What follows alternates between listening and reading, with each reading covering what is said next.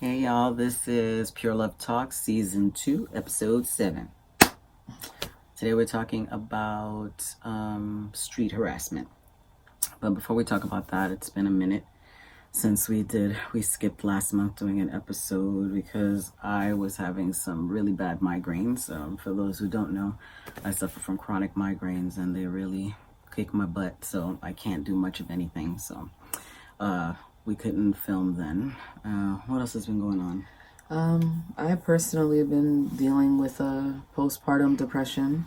So, it's been kind of rough right now. It's almost that time of the month, so I'm not feeling too great. I'm pretty tired and a lot of pain. Just waiting for the shit show, but, working every day to get better. Yeah. And but you didn't say she's doing a YouTube channel. She has a YouTube channel where you're doing a look every day for... It's 31 Days of Battling Depression. That's the name of it. So today I just finished filming, as you can see. So I'll post that on my page. It's going to be a combination of just videos of me doing my makeup and like slideshow videos of the final look, as well as kind of a vlog if I want to like talk about things that I've been dealing with. So I'm trying to find creative, not destructive ways to deal with depression, and makeup makes me happy. So I figured I'd do that, even if people don't watch it. I'm doing it for myself. So I'm so proud of you. It's so good to do. It's hard. We've both been dealing with some depression, so moving forward. So I'm glad. It's funny, every time we're gonna do a Pure Love episode, we're like, oh my god, we have to set up the camera, we have to do this, and then as soon as we turn it on, I always feel like, after we do it, actually, I'm always like, that was so good, I really like that conversation we had. So it's almost like how the depression is sometimes. So it's the momentum that's the hard part. I think we have to do a part 2 about mental illness. We did that before. I think a lot of people like that, and I think we need to do some more about that. Yeah. And Joaquin is going to be 1 real soon. On Halloween. Yeah, so that's exciting. And, thinking about all the first birthday. I had a birthday. I just turned 48. Woo, woo, woo, woo. Yeah. I'm feeling good. Okay. So let's get into street harassment. I wanted to talk about this.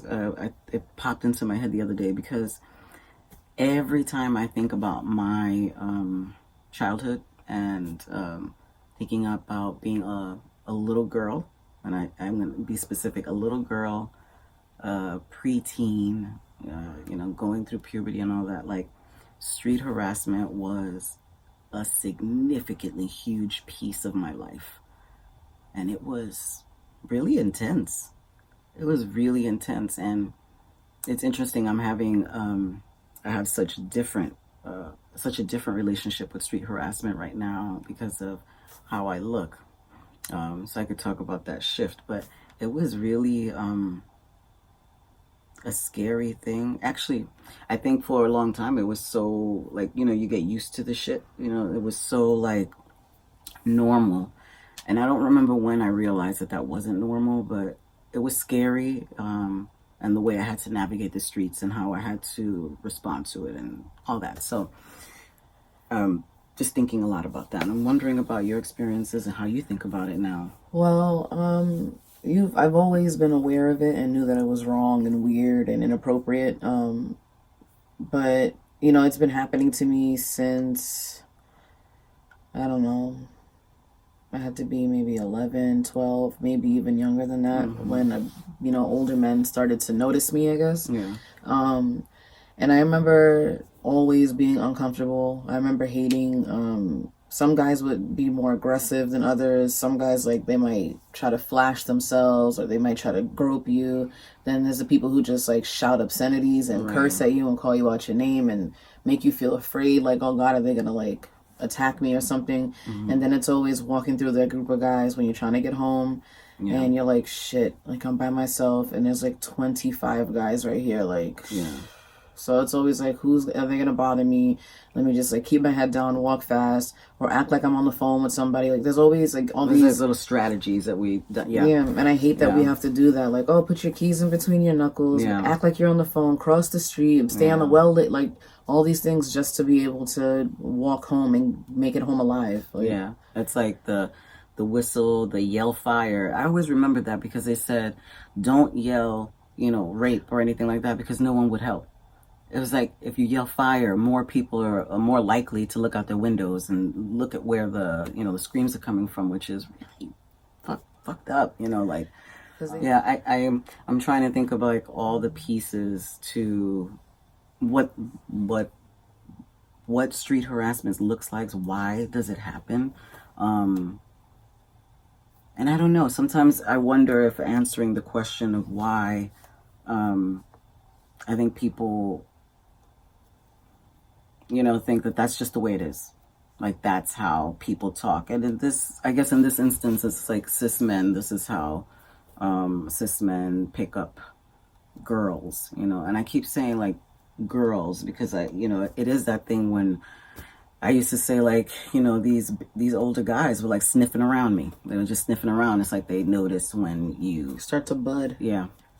And that becomes really scary because it's so confusing, too. Because it's like, you are developing into this thing that, for some people you've been waiting for. And for me, that was the way I was excited when I started growing nipples and, and just excited and really thinking about the possibility of getting my period and what that was going to look like because all the girls were talking about it in this way. Like, it was like, a rite of passage. Exactly. A rites of passage. And I was like, I want that. And when older men, of course, are giving you attention, you're like, wow, like, I must be really pretty, right? And it's this thing about getting validation from men or from other people and believing that I was so beautiful because this is what, they kept telling me.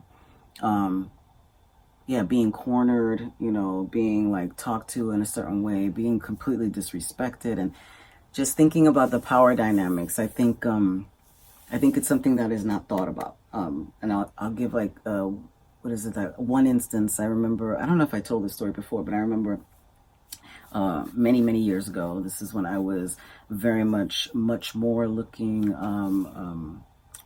was I cis-identified? Yes, I was cis-identified then.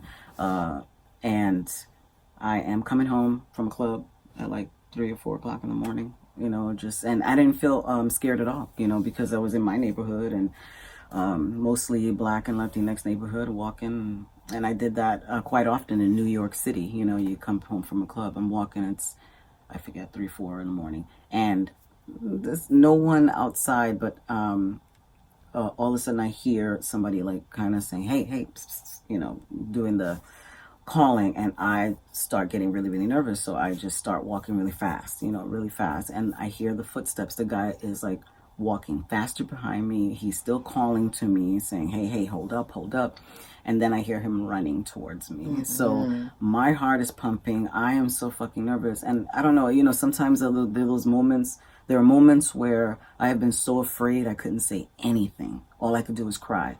And then there were other moments where I felt, far and few between, where I felt so powerful and I just said something in that moment. And what I did was I felt him running after me and I swiftly turned around. And this is where I remember my training, from like self-defense when we used to do when you were a kid, like this training where they teach you to stand your ground and to yell no from your freaking gut. It's just like, no, and I turned around. I didn't say no, but I was just like, hey, what the, I basically said, what the fuck? And he was like, what? And I was like, it's 4 o'clock in the morning. I'm by myself and you're trying to pick me up. And thank goodness that guy was like, oh, in that moment, I realized he didn't realize the power he had. You know what I mean? Like, he didn't even realize for him, it was like, oh, look at that fine girl. Gots to get her. I'm gonna, hey, what's up? Hold on. You know, and just, I want to talk to you. There's nothing wrong. Let me get your number. In his mind, no. That was normal. But then we don't live in a vacuum, right? Like, we live in a world where women are raped and sexually assaulted all the time. So what person is going to feel safe, you know, to like say, hey, let me stop in the middle of the street to have a conversation with this person I have no idea who they are, and not have, you know, like, not have the other person even think about that power that they hold in society, and that fear that is real. Like, it's not fake. It must be nice not to even like think twice about that stuff. Like, what a nice existence to not be like, oh my God. That's privilege, right? And we all have privilege, because like there's white privilege, there's, you know, there's cis privilege, there's male privilege, there's, you know, all types. And ability privilege, you know, like people, we are also like, I'm sure people with disabilities say that about us constantly, right? Because we don't think about that power. Actually, we don't have to.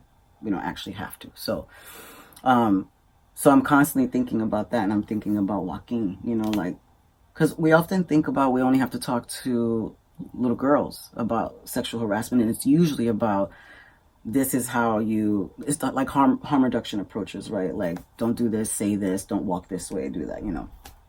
But do we talk to young men? Do we talk to little boys about that? I can honestly say I don't think I've ever heard of anybody in my life that's a male that said that they've gotten a conversation about what to do or how to, you know, maneuver if somebody's trying to like attack you or touch you or anything like that. You know, it's always girls saying, oh, my mom always said this or this and that, but never a boy like, oh, my mom or my dad told me this, because it's even less talked about. Sorry.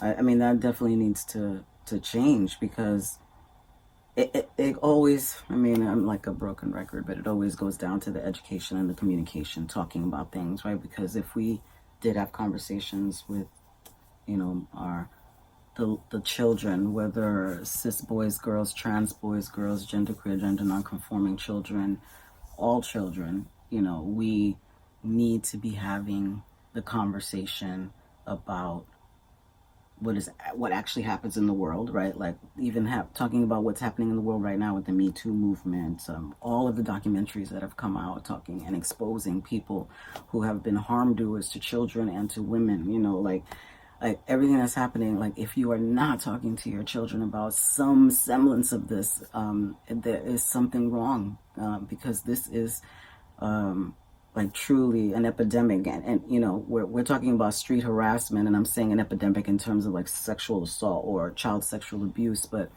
to me there's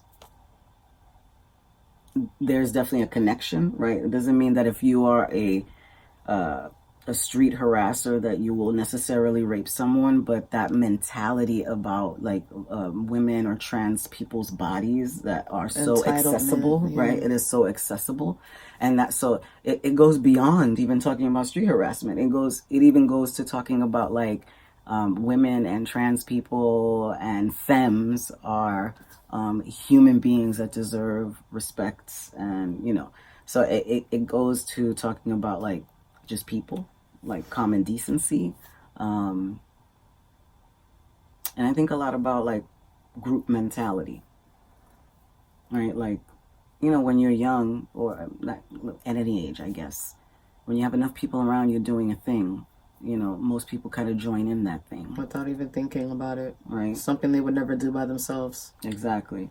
And so, you know, who knows, when you said I'm walking and the 25 guys are there, what if 1, 2, or 3 of those guys decided to do or say something, you know, other people can chime in, and that becomes an even scarier thing. For them, it's like, oh, I'm just joining in because this is what they expect from me. So it's like, you know, I'm thinking about it from all these sides, right? It's what is going through the mind of the people that are doing it, and I already know what's going through the mind of the people that are receiving it on my end. You know, you've talked about it. But what is, going through the mind? Is it, this is how I was taught to pick people up? Or is it just like, oh, I'm just, having a little fun. I'm just messing with her type stuff. Like, Right. I mean, I'm serious about, getting in contact, but I'm just trying to, I guess, puff up my feathers. I feel like, I don't know, like to put on a show.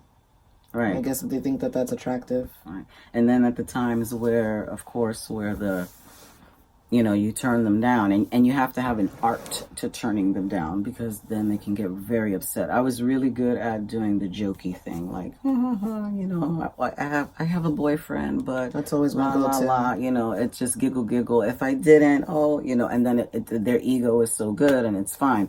But, at other times it's just like you become a bitch automatically, and you're ugly anyway, and you're right. This, yeah. But I also think that has to do with ego, a bruised ego, right? It's like, I'm going to say this, but again, they don't see how their actions really harm and contribute to a culture that does that on a daily basis. I mean, it's really scary to think of little girls, just walking to school or to the corner store and stuff. And not being safe. Yeah, and just thinking about some person trying to pick them up. And so, like, how do we prepare our children and our young people, our preteens, our prepubescent or going through puberty, all of that? How do we talk to them about this? How do we create that, like, that protection plan we talked about before? Like, yeah, like, how do we prepare them? And how do we prepare our young men or boys or masculine people that they cannot do that, like that they are a part of this as well, as a part of the solution. I know that it got to the point for me, like, where I would really think about even what I would wear outside, because I'm just like, I don't even want to cause any attention. But it really made no difference, because you can go out in sweatpants. Like, I have dried snot and people will still say something like, I haven't brushed my teeth, and you're still like, ooh, girl. So, but I hate that you have to go, your first thought is like, how do I shrink myself enough so I can disappear or I can be invisible? So I won't wear this type of outfit. I'll just keep my head down. I'll walk quickly. I'll do this, like, just to shrink yourself. Like, and I hate that that's the mentality. And I know, like, I feel like a big part of talking about sexual harassment with children is about, one, just viewing everyone as an equal person. Then talking about consent as well, because, most of the times catcalling is because they're trying to, like, ask you out or get your attention, and then it turns violent when they don't accept no for an answer. So teaching your kids about no and consent, and how, you can't, and how just approaching people in different manners instead of aggressive and loud and, like, taunting, and, like, just, I think that would be a big part of it, because it's just like, you can, say hello to somebody, oh, I think you're attractive, how are you? And then if they're like, oh, no, thank you, then it's like, all right, well, have a nice day or something.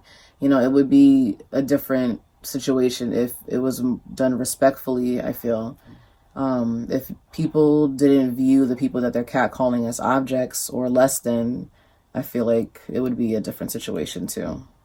It's funny you said catcalling, and I'm like, why do we call it catcalling? I don't even know. Because the femmes and women are seen as like cats or something, like.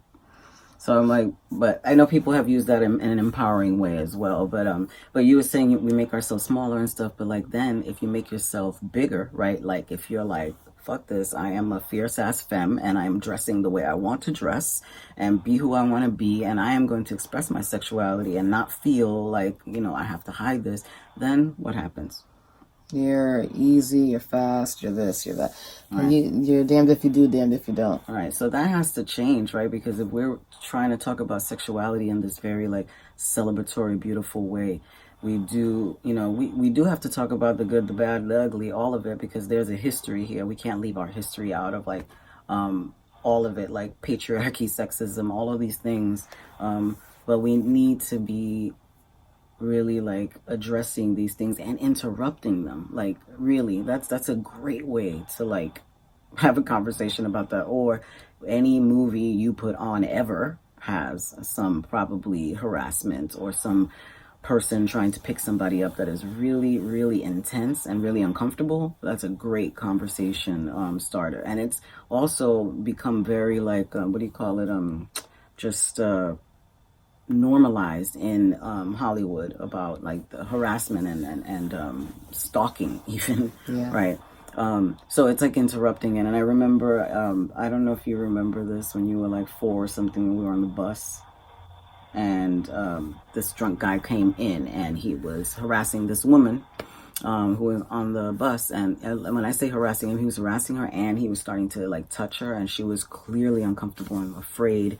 And I was so upset because I kept looking around the bus, and I'm looking at the men on the bus and everybody, even the bus driver, and no one was paying attention. So I got up, I screamed, I demanded that the bus driver throw the guy out, and I think the bus driver was scared of the guy and wouldn't throw him out, and I went head to head with this guy. We were arguing, and I cursed him out, and I demanded that he got out, and so finally he got out, and then it was our stop. And we got off, and I remember you grabbing my hand and you looking up at me and you say, "I'm proud of you, mommy." And I was like, and it was just like, yes, she saw me do this, like that was wrong. That I showed her that what we just saw was a wrong and bad thing, that we don't accept that. And we talked a little more about it. So that was a great opportunity because it happens. Because thinking about that, like starting the conversation young, a lot of people started going off in that direction with the ogling and, objectifying, because like there was this post on Facebook I saw, and, people had mixed responses to it. But for me, I thought it was completely inappropriate and I didn't like it at all. This guy brought his underage kids, like, 10, 7, 8 around it. He took them to Hooters, and then he takes a picture of them, and they're all like looking at these girls, and everyone's like, ah, ha, ha, ha, ha, LOL. And I'm just like, that's not funny. Like, his caption was like, "Oh yeah, I'm teaching them something, like about what kind of girls to look at, or, I'm starting them early or something." And I was just like, this is so disgusting. Like, why are you bringing them to a place that's clearly just like hypersexualized? Like, why are you even encouraging that behavior? Like, kids be kids. He doesn't have to worry about, ooh, like I have to look at girls with the big breasts and big asses. Right, oh, look at these shorts. Look at her butt hanging out. Like, when fathers, I see that, and even mothers too, encourage their kids to be hypersexual with older people, it bothers me so much. Like, it's just inappropriate. And then it's like, I don't want to invite that behavior in the opposite direction. Right. Because if they think, oh, well, she doesn't mind, she's been doing it. No, I don't want any type of inappropriate behavior between, Joaquin and anybody, even like his age, older, younger, but I wouldn't, do that. Like, I see people do so many inappropriate things with their kids, and I'm like, I would never do that. I'm thinking about like one of the things that I liked to do with you is do like role plays, like really role play. Like, I think a lot of times we might, hopefully we do talk to our kids about some harassment stuff, but do we even talk about how we can respond? Because that's a scary thing. I know that it was for me, like how to respond, how to read a situation so that I can respond appropriately. And it is a harm reduction approach, but we need to have that skill because unfortunately that's happening. So are we having that conversation, assessing a situation? Well, who do we talk to? Where are we when this is happening? And then, for the young boys, like, what are they doing? How do they get out of being a part of the group mentality when something bad is happening? Like, you've seen many movies where a group of kids are doing something like, come on, just come with us. And you knew that you shouldn't go. But it's in those moments, like, how do they respond? Like, so it's like, why not role play these things? Like, how to come up with those one-liners, quick responses, things to get you out of situations, who to talk to, who to turn to, and that you will believe them, that you will talk to them, that you will see them, because I knew that I couldn't talk to anybody about it. It just felt really messed up. It felt really messed up. And I remember one time, and I've said this story before, I think, I don't even know, I was like 14 or something like that, coming up from the train station. And there was a homeless man laying on the ground, right in front. And in New York and a lot of places where people don't see homeless people, they sit in places where you have to see them. And I've seen that tactic before, and I am all for it. And I see, and so I see him there, and as I'm passing him, he says the most vulgar things to me, what he wants to do to me sexually, like really loud and vulgar. And I was just like, wow. Like, first of all, I have never looked at a homeless person and seen myself better than them. Never. I've been homeless. We've been homeless ourselves. And so, but looking at this man, that this man is actually laying on the ground, he felt that he felt so much more empowered than me, because I was a girl or because I had a vagina or whatever it was, that he could talk so vulgar to me like that in front of, people, that it was so acceptable. Kicked him right in the chest. You ignore and you walk, but it's like, that was just such a shocking thing to me, at that time. Of course. Yeah. And it's the sad thing is that when, like, you ask women or non-men, femmes, what age did people start looking at you inappropriately?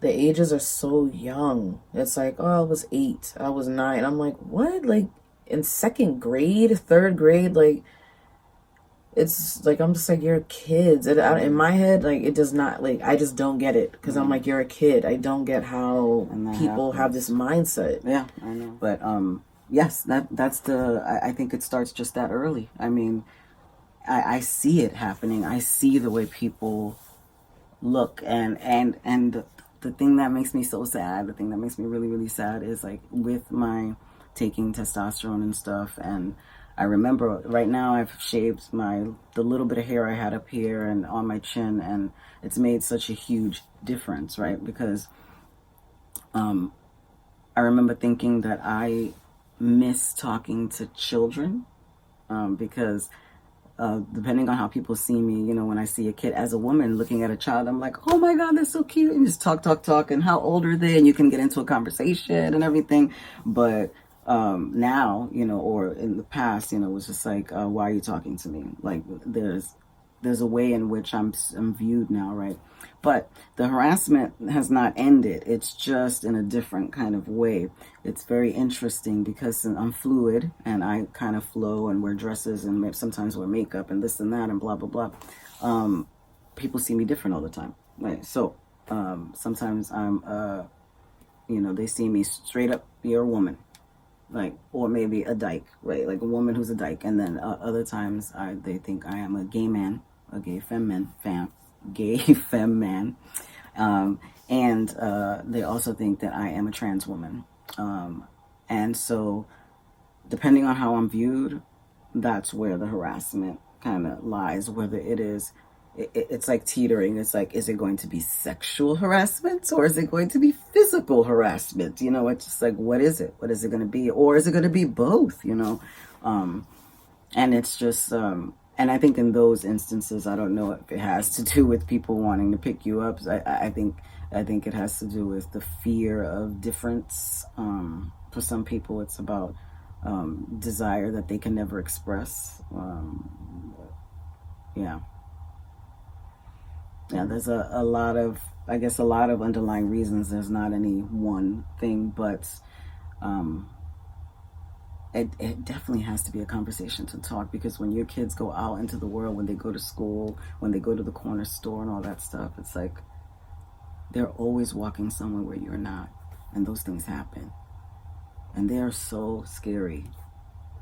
It happens even, like, the people behind the register at the corner store. Like, I remember going to the corner store and these guys being, like, so disgusting. So it's everywhere. It could be your teacher, strangers on the street, anybody. So I'm just like, I think an important lesson is just at the base of everything is to see everyone as a human being with feelings and thoughts and stuff, and to treat them the way you want to be treated. If you see them as a person and not as an object, it might change how people approach each other. Yeah. And also on the other end of that, I think it's a lot of work it's the work of trying to build self-esteem with kids too, and agency and power, right? Because if a kid has a lot more self-esteem, I didn't have a lot of self-esteem. I was scared. Nobody was talking to me about these things.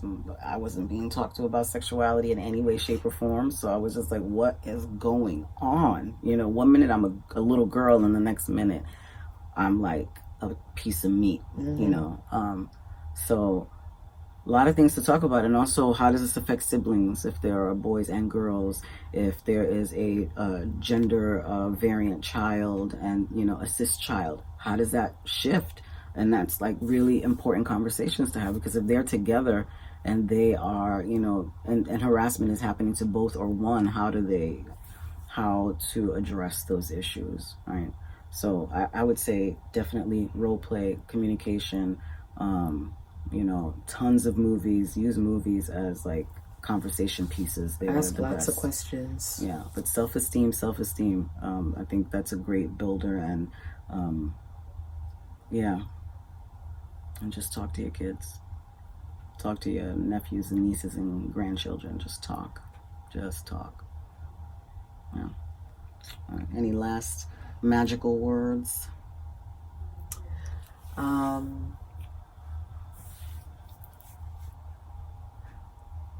I can't wait for Joaquin's birthday. That's all I can think about.